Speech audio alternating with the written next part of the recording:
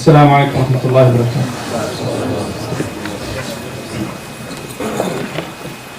الله أكبر الله أكبر الله أكبر الله أكبر أشهد أن لا إله إلا الله أشهد أن لا إله إلا الله.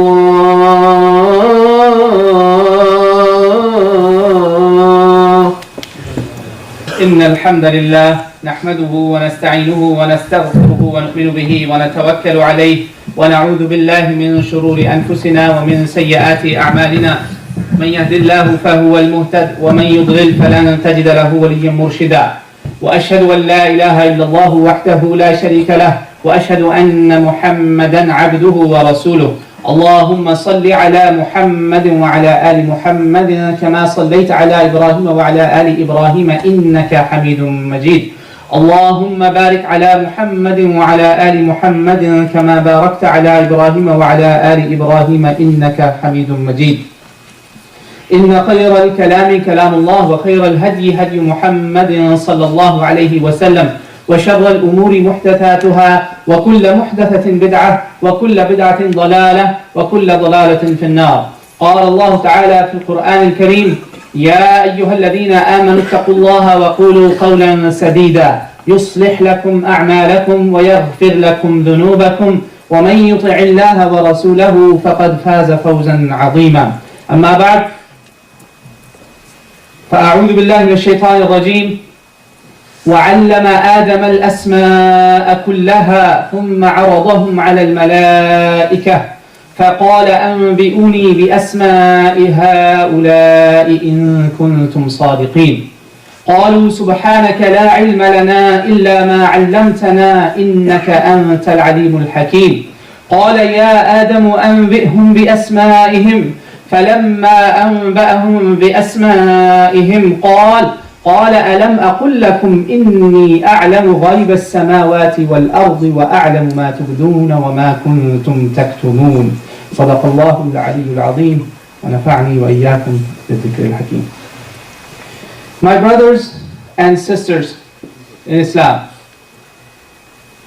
you know we left at a very important point of understanding that most important chapter of the Quran, or most important section of the Quran, which no other books on earth today talk about, in terms of Kutubul Alhamiyya. Like people claim that, we have these books from Allah subhanahu wa ta'ala, or from God.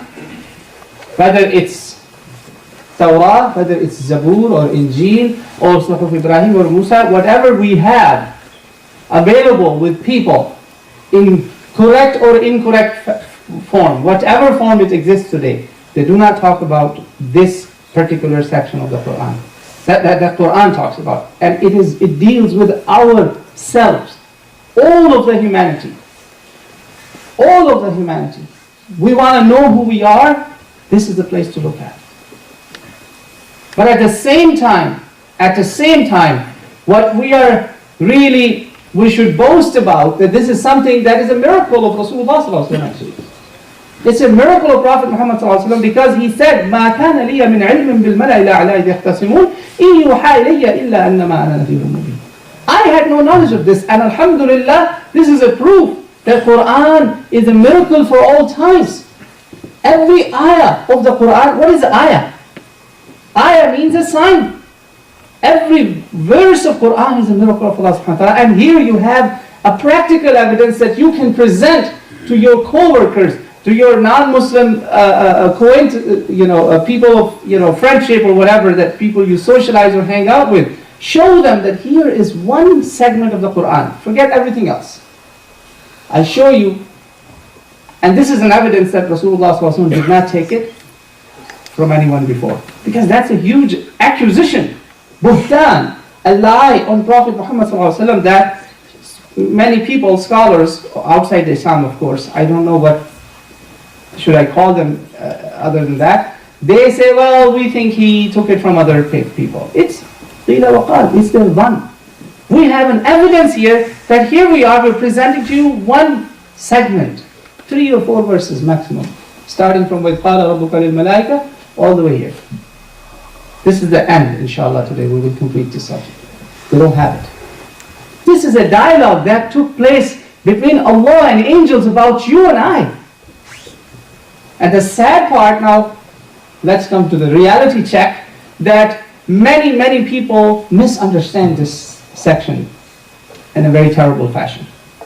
Now here is this verse where Allah subhanahu wa ta'ala told Adam, He taught him of some names, and then He presented them to the angels and told them, tell me these names if you know better. I don't want to say if you are truthful, if you know better, because they were not lying. Astaghfirullah. قالوا سبحانك لا علم لنا إلا ما علمتنا إنك أنت العليم الحكيم. They said, these are, I believe it's verse 31, 32, and 33. They said, oh Allah, subhanak, glory be to you. We don't know other than what you have taught us. And you are the most knowledgeable and most wise.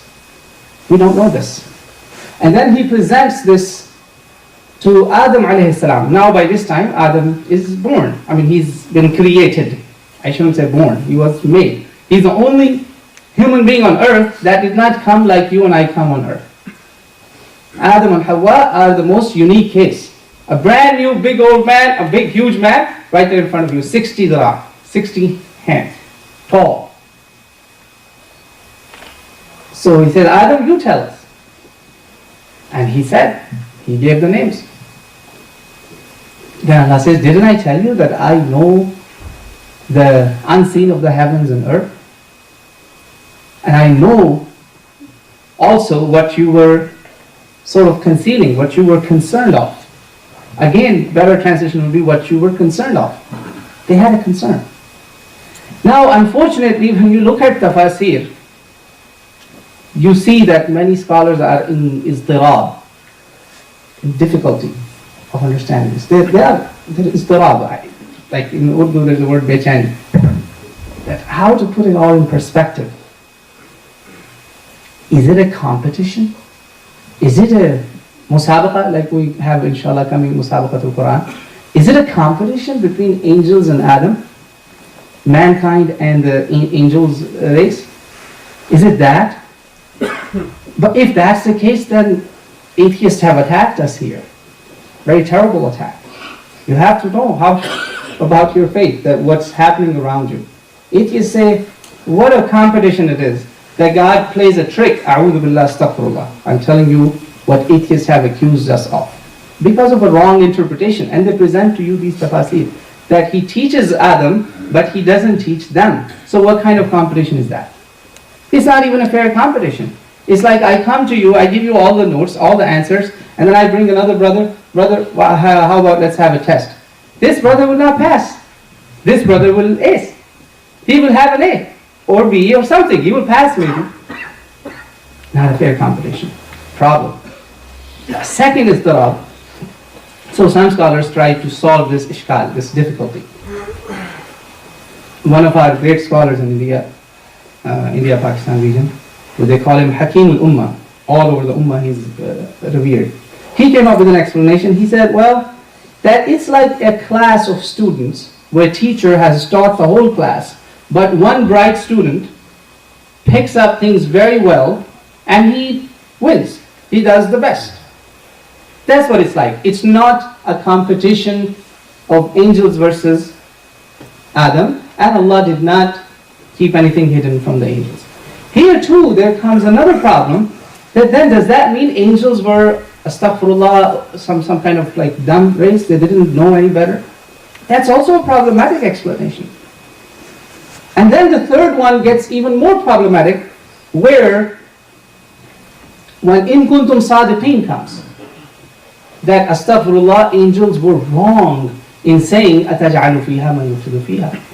That are you going to appoint someone on earth, you heard that in the last khutbah, who will cause problems on earth.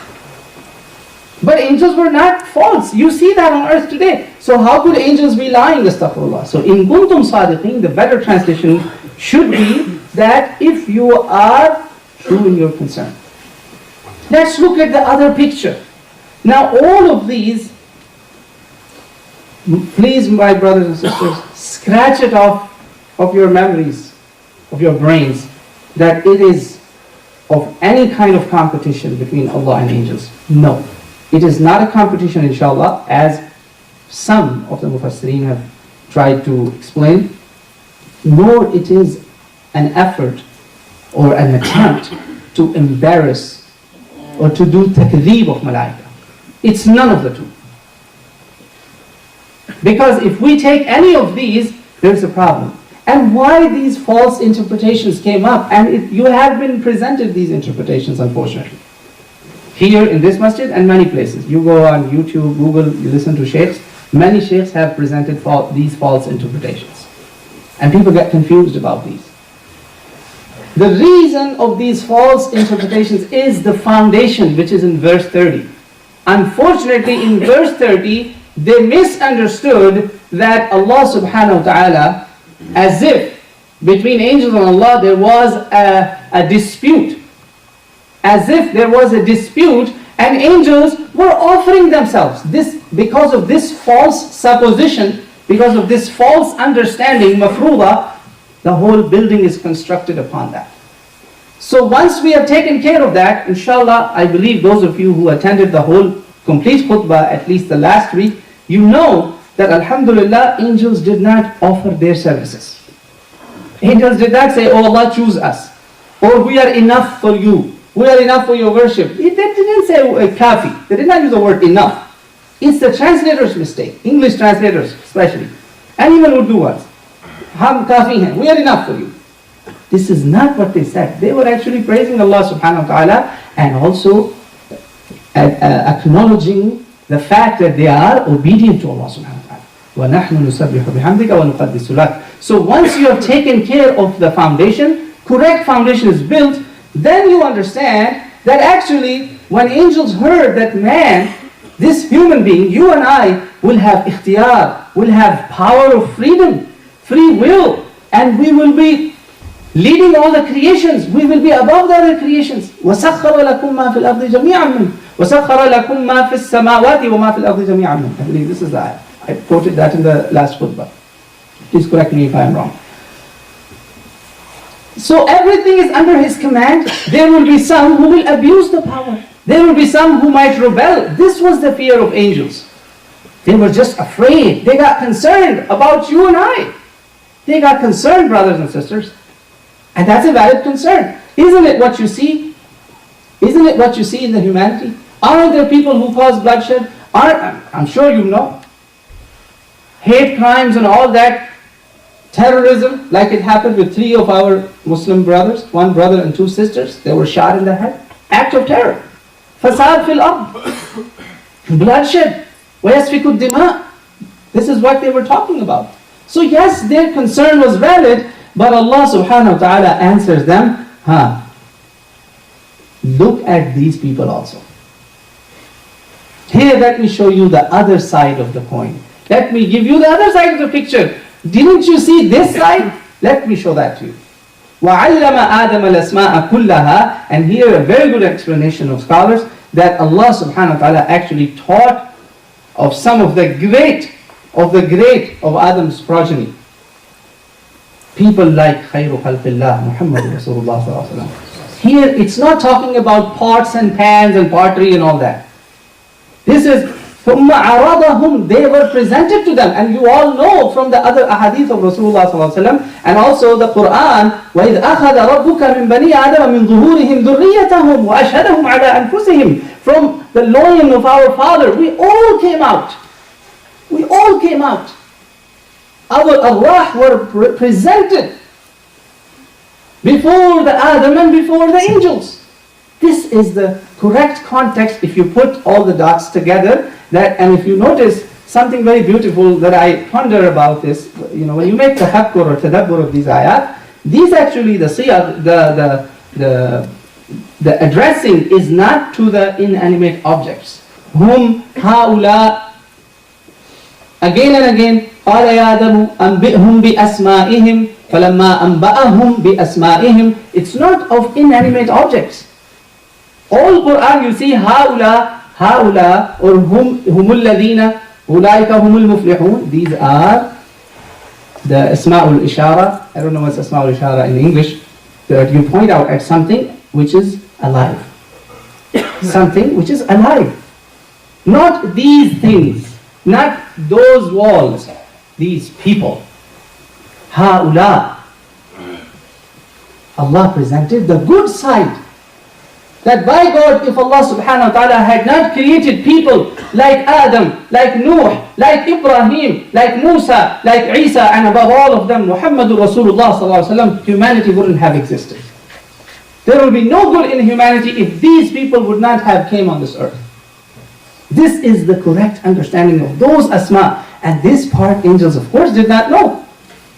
Adam could recognize because they're his children. He is their father. He has that ilm of his progeny. Angels did not have the ilm of this progeny, and this is where Adam alayhi salam, in fact, he sees a very bright face. He says, oh Allah, who is this bright face? Authentic hadith, Sahih hadith. Allah subhanahu wa ta'ala told him, this is someone of your progeny from your dhurriyyah. God knows how many thousand years later, how many thousands and thousands of years later, we don't know. But later, he is Dawood alayhi salam. Dawood alayhi salam, David. He said, oh Allah, give this bright face, son of mine, 40 years of my life. And Allah asked him, it would be such then. It would be as such. Agreed? He said, yes, I agree. So Adam was told that he would live 1,000 years. But when the angel of death comes, and this is a special honor for these people. That's why Allah presented the case that look at these people. When he comes and he says, Adam, it's your time to meet your creator. Go back to Allah subhanahu wa ta'ala. He says, no, it's 960. I need 40 more years. And Rasulullah sallallahu alaihi wasallam said something very beautiful here. He said, Adam forgot, and so his children do forget. So if a brother of yours or a sister forgets, please forgive him, have some mercy on that brother and sister of yours. Because our father forgot. So anyway, my brothers and sisters, that's why there is a beautiful hadith in Mustadrak of Imam Hakim. Let some scholars quote that, and especially during the season, the timings of Mawlid, they quote that Allah subhanahu wa ta'ala, had he not created Muhammadur Rasulullah sallallahu alaihi wasallam, he wouldn't have created this whole earth. Now, scholars of hadith did not accept this hadith. So it's not authentic hadith. But then one scholar said, leave the authenticity of the hadith aside and look at these ayat of the Quran. Tell me, if Allah subhanahu wa ta'ala had not sent people like Anbiya, Siddiqeen, martyrs, righteous people, Muttaqeen, God-conscious people, did Allah make earth for the corrupt, for the thieves, for the thugs? So actually, Islamically, not just Prophet Muhammad sallallahu alaihi wasallam, all the prophets of Allah, all the Siddiqeen, the most truthful people, they could be among the prophets and they could be among their followers. And the martyrs who gave their lives for the sake of Allah subhanahu wa ta'ala, these are the people that Allah subhanahu wa ta'ala boasts to the angels. They are the pride of Allah's creation. That Allah tells the angels that this is who I created mankind for.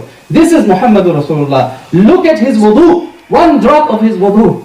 One drop of his wudu is better than the worship of all the angels of Allah subhanahu wa ta'ala.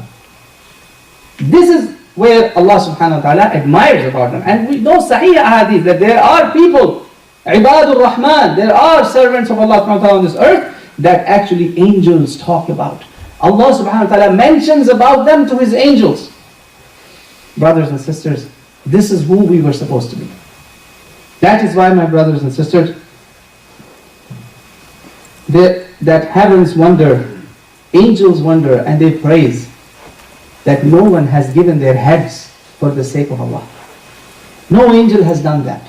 No other creation has given such sacrifices that, like we take the example of, I start with ulul azmi min ar-rusul.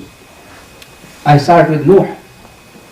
You already heard Muhammad Rasulullah sallallahu alaihi wasallam. People of the most commitment, the most resort. Who could do this, that he would preach for almost 1,000 years, centuries after centuries, with patience? Who could bring such kind of patience? Ibrahim, Allah subhanahu wa ta'ala says, Kana ummah. One man becomes ummah. Allah Akbar.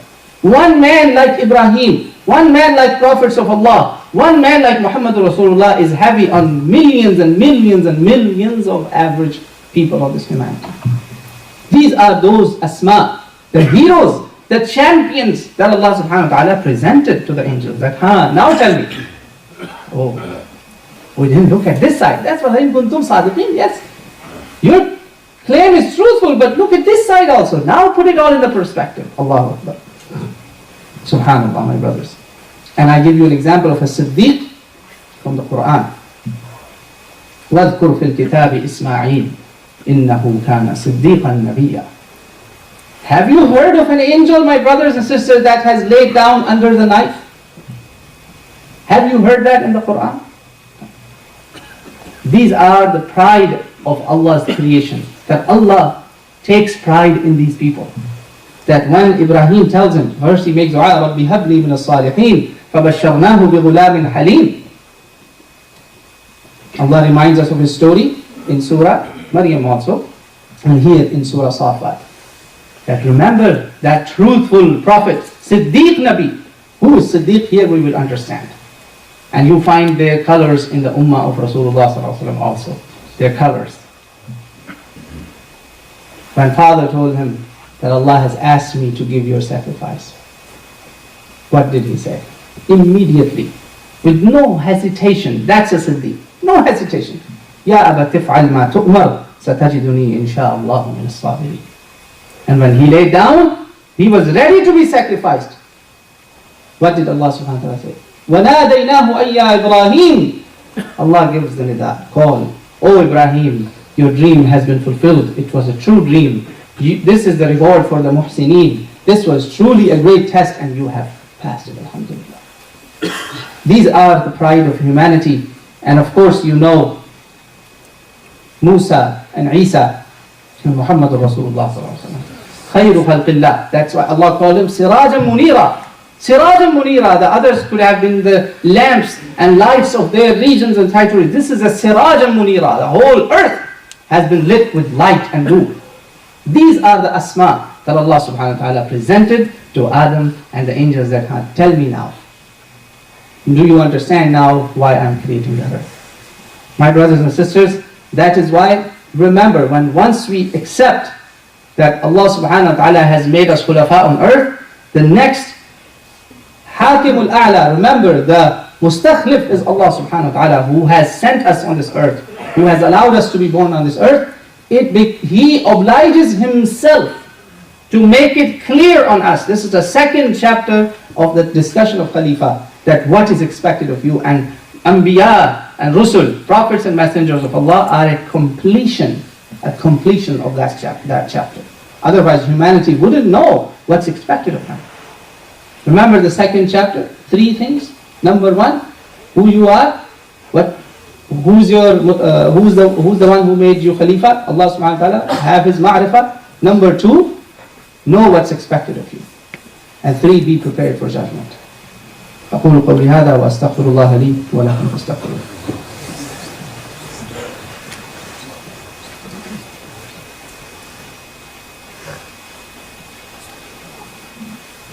إن الحمد لله الصلاة والسلام على رسول الله أما بعد.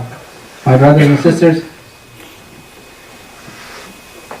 if the message of prophets of Allah subhanahu wa ta'ala is not considered by us, then no matter how much material progress we make, we are like dead people walking on earth. And the whole Quran is a witness to that. أَوَمَنْ كَانَ مَيْتًا فَأَحْيَيْنَاهُ وَجَعَلْنَا لَهُ نُورًا يَمْشِي بِهِ فِي النَّاسِ. The message of Anbiya and Mursaleen of Allah subhanahu wa ta'ala is a light that will give you light in this dunya to walk correctly and light of your hearts. Another place, يَا أَيُّهَا الَّذِينَ آمَنُوا اسْتَجِيبُوا لِلَّهِ وَلِلرَّسُولِ إِذَا دَعَاكُمْ. O believers, answer the call of Allah and His Rasul. إِذَا دَعَاكُمْ, when He calls to you, لِمَا يُحْيِيكُمْ, you get life. Their message has life for our souls. The true meaning of life. Otherwise, no matter how nicely we are dressed, how nice we smell, if the inner self is filthy and stinky, then you consider yourself partially or completely spiritually dead.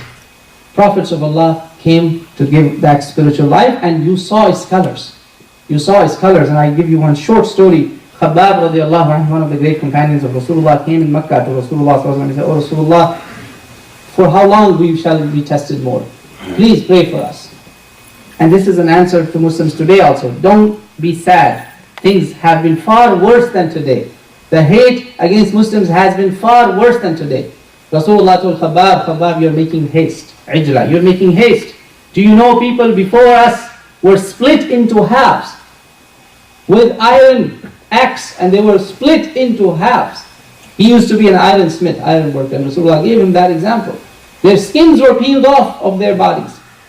And you are saying it's too much? This is nothing, Khabbab. And a time will come by God, you will see that a woman will leave from one of the areas of Yemen, I think Hadramaut, and she will go to Sana'a with gold in her hand. No one will touch her.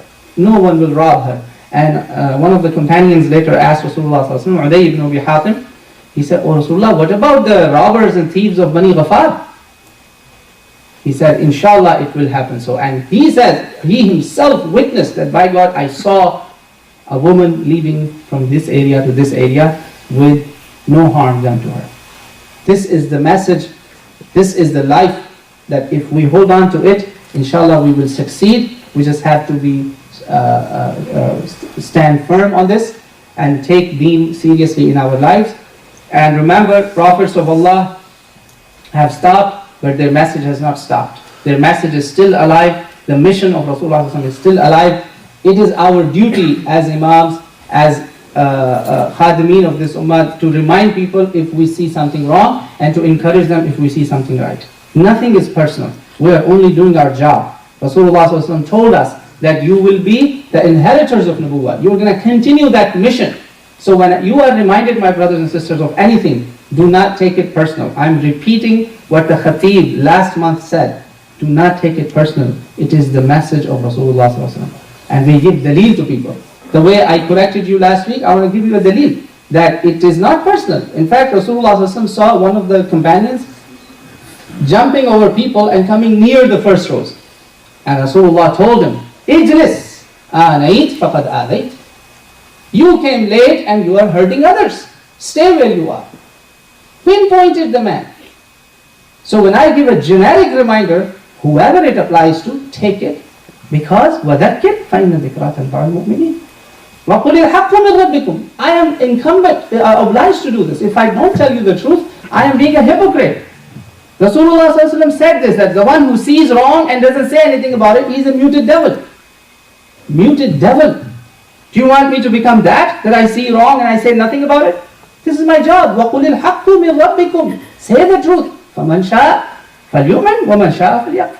It's up to you now. My job has been done. This is our job, to do Amr bil Ma'ruf Nahi Anil Munkar. It's part of our deen. May Allah subhanahu wa ta'ala give us tawfiq of Allah subhanahu wa ta'ala. May Allah subhanahu wa ta'ala give us all tawfiq. And we ask Allah subhanahu wa ta'ala to show us truth as truth. Allahumma arina al-haqqa haqqa warzuqna ittiba'ah wa arina al-batila batila warzuqna ijtinabah. اللهم ربنا آتنا في الدنيا حسنة وفي الآخرة حسنة وقنا عذاب النار. اللهم أصلح أمة محمد صلى الله عليه وسلم. اللهم فرج عن أمة محمد صلى الله عليه وسلم. اللهم ارحم أمة محمد صلى الله عليه وسلم. إن الله وملائكته يصلون على النبي يا أيها الذين آمنوا صلوا عليه وسلموا تسليما وأقيموا الصلاة.